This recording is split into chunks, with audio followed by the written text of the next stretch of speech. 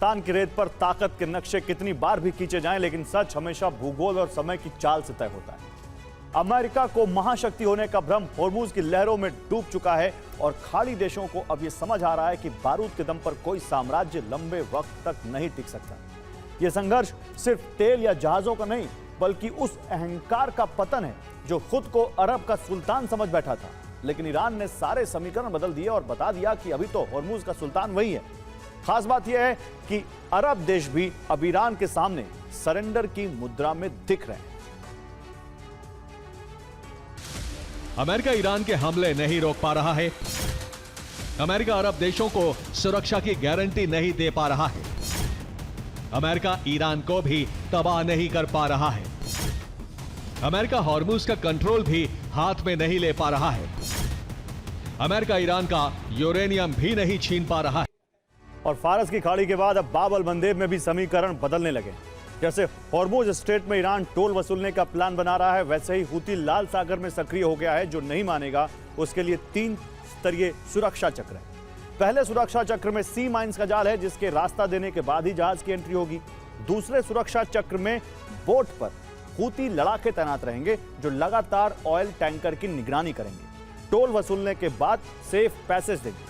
तीसरे सुरक्षा चक्र में ड्रोन मिसाइल लगी है। अगर किसी ने जबरन घुसने की कोशिश की तो ये एक्टिव होकर तुरंत हमला कर देंगे। अब बाब अल मंदेब में शिपिंग शुल्क की अनुमानित दर समझिए। माना जा रहा है कि हूती प्रति बैरल तेल पर $1 से $2 वसूल सकता है।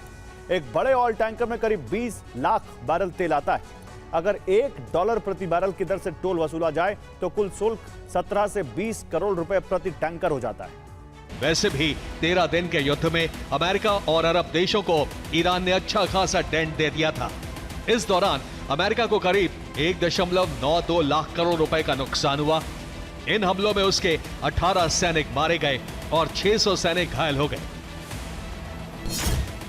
जबकि अरब देशों को भी अच्छा खासा नुकसान हुआ, जिसमें सऊदी अरब को 3.73 लाख करोड़ का नुकसान हुआ। संयुक्त अरब अमीरात में हमलों से 2.49 लाख करोड़ का आर्थिक नुकसान हुआ। कतर में भी ईरान ने हमले किए, जिससे 1.66 लाख करोड़ स्वाहा हो गए।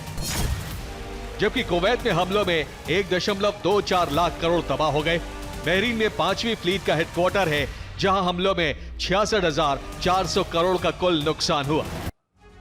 और लाल सागर में हूती का नेटवर्क समझिए, जिसकी वजह से वो हावी। उसका पहला कमांड सेंटर होदैदा पोर्ट है, जो उसका मुख्य लॉजिस्टिक्स बेस भी है। लाल सागर में दूसरा कमांड सेंटर अल सालिफ पोर्ट है, जिसे हूती सर्विलांस के लिए इस्तेमाल करता है। तीसरा कमांड सेंटर रास कातिब पोर्ट है, जहां ऑयल टर्मिनल और पावर स्टेशन है। यहाँ हूती के छोटे जहाज और बोट रहती है। चौथा कमांड सेंटर